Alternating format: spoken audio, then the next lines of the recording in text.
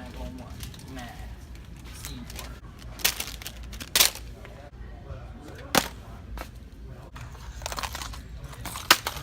Headed to check out.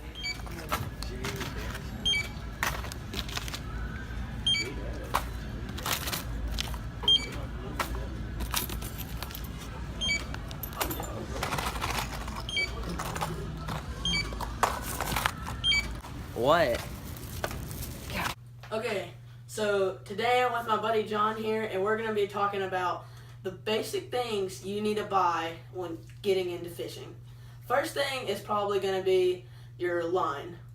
Right now, getting H2O Express line, anything pretty cheap, because without line you can't function, you can't tie anything on.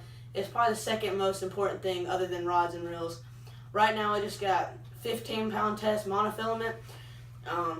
I think it works really good because it's strong enough to really flip anything and light enough to like basically throw anything. So that's why I use 15-pound test when I was starting off.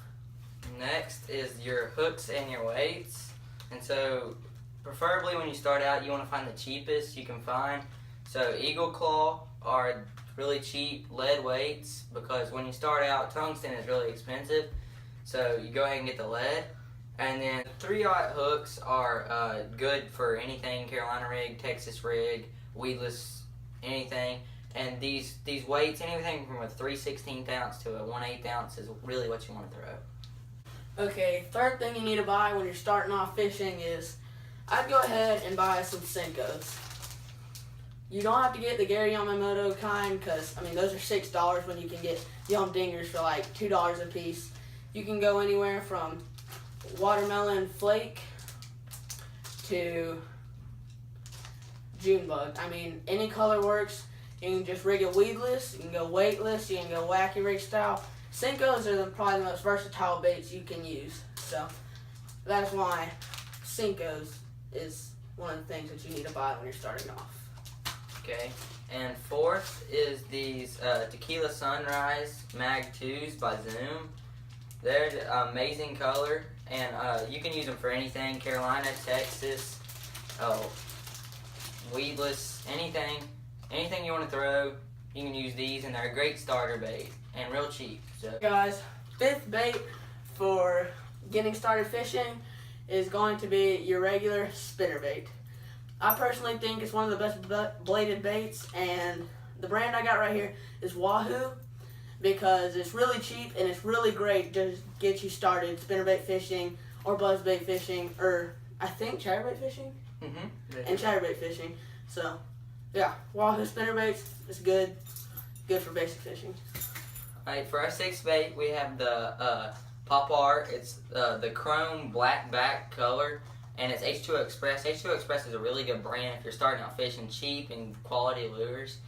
And so this Pop Art is when you move it, it twitches and it like busts across the top of the water, and when those fish see that, they come up and eat it, and they just can't resist it. So this is a great bait if you're starting out fishing. So. Okay, your seventh bait for starting off fishing is your hollow body frog.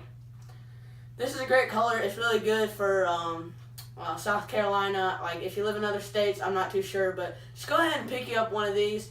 The fish are only going to see the bottom of the frog, so I'd suggest white probably. And it's great for summertime fishing pads, grass, and you can even fish open water with it. It's just great for the fish are wanting to feed. It's really hot outside. They want to come up and hit something on top of the water, because the frogs are going to be feeding on the bugs, which will be trying to get, water in the summertime. And that is why you need a frog for starting off fishing. Alright, for our 8th and 9th bait, we have the two crankbaits, a lipless crankbait and a square-billed crankbait.